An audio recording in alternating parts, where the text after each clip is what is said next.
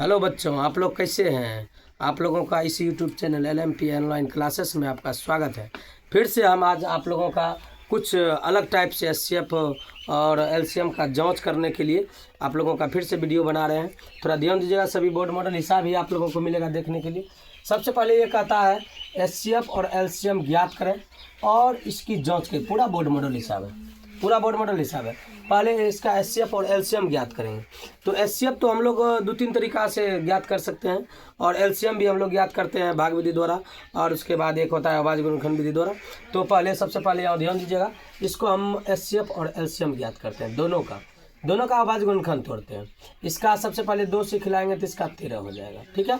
उसके बाद इसको जब खिलाएंगे इसको 7 से, तो 7 से जब इसको भाग देंगे 13 7 91, तो इसमें जो SCF होगा दोस्तों, ये दोनों जो है उभयनिष्ठ होगी, ये हमारा SCF हो जाएगा, ये SCF हो जाएगा मेरा,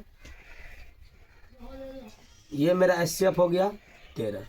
LCM जो होगा सर, यहाँ ध्यान दीजिएगा बच्चों, LCM जो होगा ये उभयनिष्ठ जो है उसको पहले लेंगे और जो बचा उसको भी लेंगे, 2 और 7, इसको सबको गुणा कीजिए तो ये हो जाएगा हमारा LCM। 13 दूनी 26 और 26 को 7 से गुणा करेंगे, 7 से गुणा करेंगे, 7 6 में 42, बाकी बचा 4 7 दूनी 14 4 18। मेरा ये क्या निकला, ये मेरा निकला LCM, जिसको हम लोग कहते हैं लॉन्गेस्ट कॉमन, उसके बाद मेटाफोर, उसके बाद इसको जो कहते हैं SCF को हाईएस्ट कॉमन फैक्टर कहते हैं।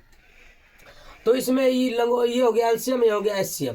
इसको कहते हैं, इसकी ज्ञात करके इसको जांच करें, SCF भी निकालें और LCM भी निकालें। तो इसका जांच कैसे करेंगे, तो जांच करने का होता है, सूत्र होता है दो संख्याओं का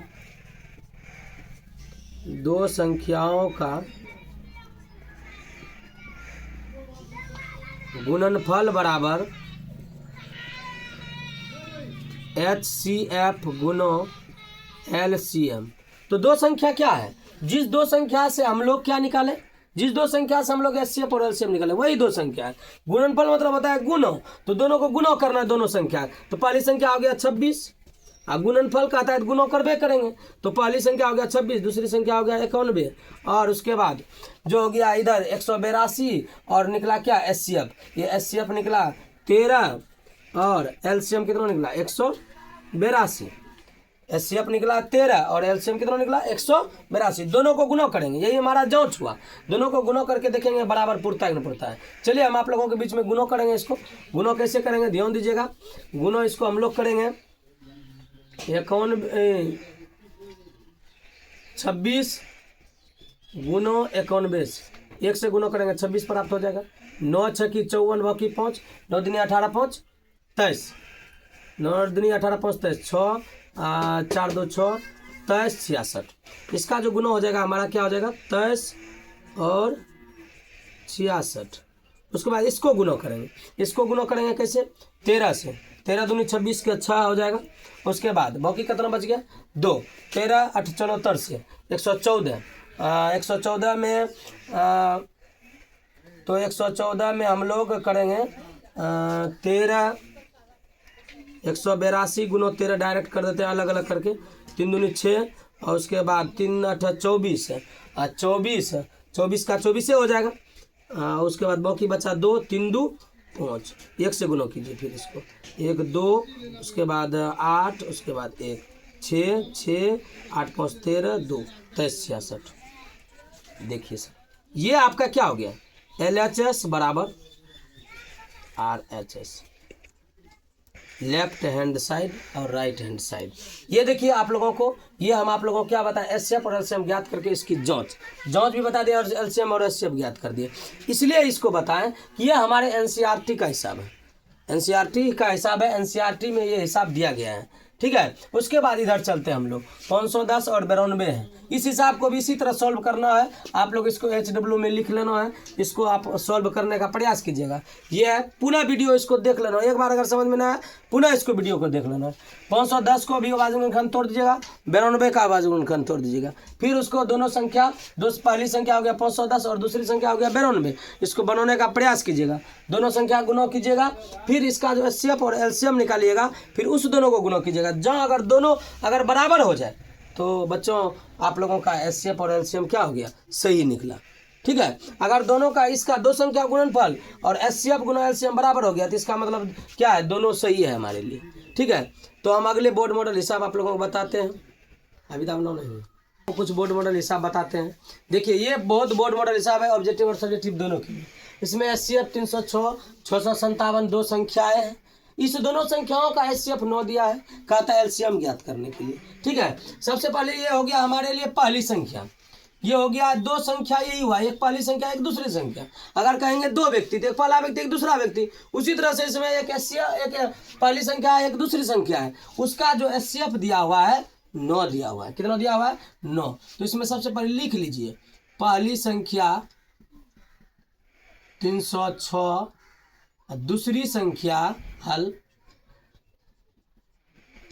दूसरी संख्या 657। ठीक है, दूसरी संख्या 657। एचसीएफ भी दिया हुआ है, एचसीएफ 9 दिया हुआ है।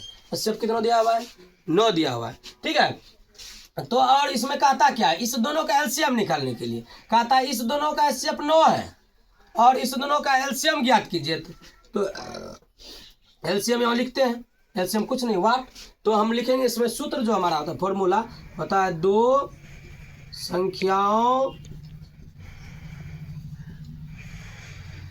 का गुणनफल बराबर एचसीएफ गुनो एलसीएम। तो दो संख्या गुणनफल क्या, पहली संख्या एक दूसरी संख्या। तो पहली संख्या इसको इसी तरह दो संख्या गुणनफल बराबर ये भी लिख सकते हैं कि पहली संख्या और दूसरी संख्या, गुणनफल मतलब गुणो। तो पहली संख्या इसको एक बार और लिख देते हैं, गुणो दूसरी संख्या बराबर क्या हो जाएगा, एचसीएफ गुनो एलसीएम। एचसीएफ गुनो एलसीएम, पहली संख्या हमारा 306 है, लिख देते हैं उसके सीधे हम गुना है तो गुना दे। तो दूसरी संख्या मेरा 657 है, एचसीएफ हमारा 9 है, हमको ज्ञात करने के लिए कहता है सर एलसीएम।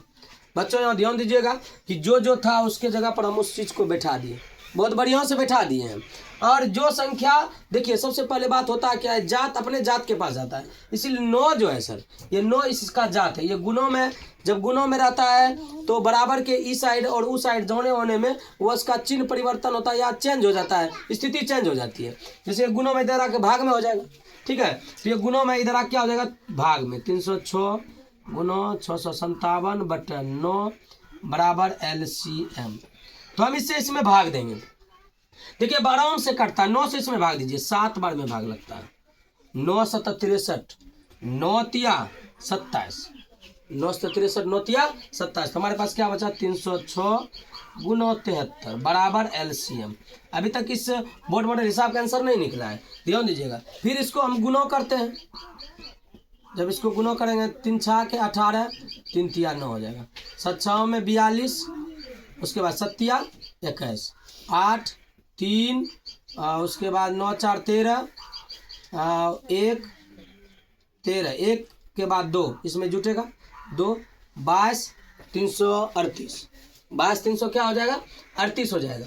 ठीक है, यहाँ देखिएगा इसका आंसर हो जाएगा 22 338। ये हमारा एनसीईआरटी प्लस क्वेश्चन बैंक का भी बोर्ड मॉडल हिसाब है, बहुत इंपॉर्टेंट है परीक्षा के दृष्टिकोण से, ध्यान दीजिएगा आप लोग। ये हमारा आंसर हो गया, बहुत बोर्ड मॉडल हिसाब है। बच्चे इसमें फंस क्यों जाते हैं कि इसको एचसीएफ के बीच में 306 और 657 लिख देता है। बच्चे सोचता है ये है क्या, ये कुछ नहीं सर, ये पहली संख्या और दूसरी संख्या है। इसी पहली संख्या और दूसरी संख्या से हम लोग इसने निकाल के एचसीएफ 9 रख दिया है और कहता है इसी संख्या से आप एलसीएम निकालें। तो आप अभाज्य गुणनखंड भी तोड़ कर निकाल सकते हैं, लेकिन हम उतना दूर क्यों जाएंगे जब हम सूत्र जानते हैं कि दो संख्या गुणनफल बराबर एचसीएफ गुणो एलसीएम। तो एचसीएफ और दो संख्या गुणनफल, तो हम इस दोनों को गुणों कर लेंगे। एचसीएफ दिया हुआ है, जो इधर गुणों में था इधर क्या हो गया, भाग में। कटने के बाद आपका आंसर निकला 22 338, जो हमारा क्या हो गया, इस क्वेश्चन का आंसर हो गया।